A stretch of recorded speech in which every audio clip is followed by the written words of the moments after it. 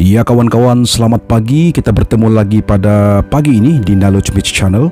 Dan pada kali ini kita akan melihat Knowledge Magic ingin membawa anda flashback ataupun throwback kepada movie-movie Tan Sri Allahyarham P. Ramlee dalam filem Ibu Mertuaku, di mana kita ingin melihat kisah di sebalik kenapa dia membawa watak membutakan mata dalam sebagai Kasim Slamet dalam filem Ibu Mertuaku. Jadi jom kita kongsikan informasi ini. Dalam filem Ibu Mertuaku, kita semua telah disajikan dengan sebuah naskah berat karya dari Allahyarham Tan Sri P. Ramlee. Cerita asal dari Allahyarham Ahmad Nisfuh ini telah berjaya menjentik emosi peminat filem Melayu dari dahulu sehingga kini. Melalui filem Ibu Mertuaku, P. Ramlee telah diiktiraf sebagai bakat serba boleh, Most Versatile Talent di Festival Film Asia Pasifik ke-10 yang berlangsung di Tokyo pada tahun 1963. Anugerah bakat serba boleh ini hanya dimiliki oleh P. Ramlee sahaja di dalam dunia. Kategori ini tidak pernah lagi dipertandingkan di mana-mana anugerah film di dalam dunia selepas P. Ramlee menerimanya. Memang legend Allahyarham Tan Sri P. Ramlee. Kita tidak mau mengulas panjang mengenai film ini kerana ia sudah seringkali dikupas dari pelbagai sudut. Apa yang kita ingin kongsikan adalah, adakah anda tahu mengapa P. Ramlee membutakan matanya dalam watak Kasim Slamet di dalam filem itu? Sebenarnya watak Kasim Slamet yang buta matanya disebabkan menangis setiap hari kerana meratapi pemergian istrinya Sabaria, lakonan Sarima, di dalam filem ini adalah merujuk kepada kisah benar yang berlaku kepada ayah anda P. Ramlee, yaitu Teuku Nyak Putih bin Teuku Karim. Selepas P. Ramlee meninggalkan Pulau Pinang dan pergi ke Singapura pada tahun 1948, Teuku Nyak Putih dikatakan sering kali berduka dan menangis kerana merindukan anak tunggalnya itu. Walaupun pada peringkat awal beliau merestui kepergian P. Ramlee dalam mengejar cita-citanya, tetapi jiwanya merintih sepi di peluk rindu yang mendalam. Oleh kerana beliau seringkali menangis dan berduka, perkara ini telah mengakibatkan mata beliau menjadi buta. Dalam satu kejadian lain, ayah andanya pernah meminta rakan-rakannya membawa beliau ke panggung wayang untuk menonton filem lakonan P. Ramlee. Walaupun beliau tidak dapat menonton filem berkenaan kerana matanya buta, dapat mendengar suara anaknya itu sudah cukup bagi melepaskan rindunya terhadap P. Ramlee.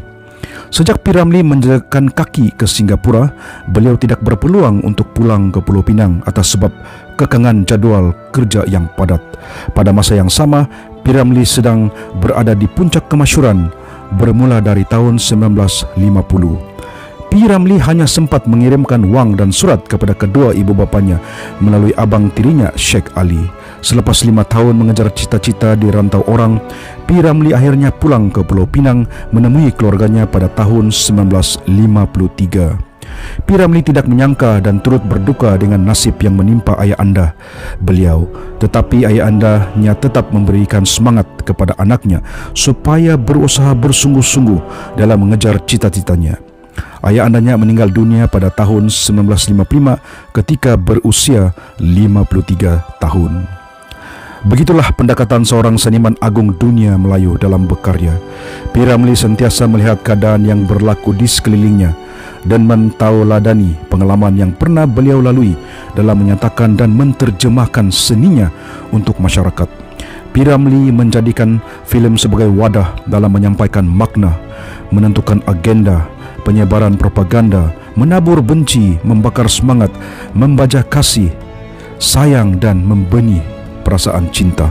Begitu hebatnya Allahyarham Tan Sri P. Ramlee dalam melakonkan watak-watak yang diberikan dalam semua filem. Tidak kira Ibu Mertuaku, Seniman Bujang Lapuk, dan banyak lagi filem-filem P. Ramlee yang kalau anda belum tontoni, buatlah sekarang, sebab ini akan memberikan anda satu insight bahawa quality film yang dibuat oleh P. Ramlee memang bertaraf dunia.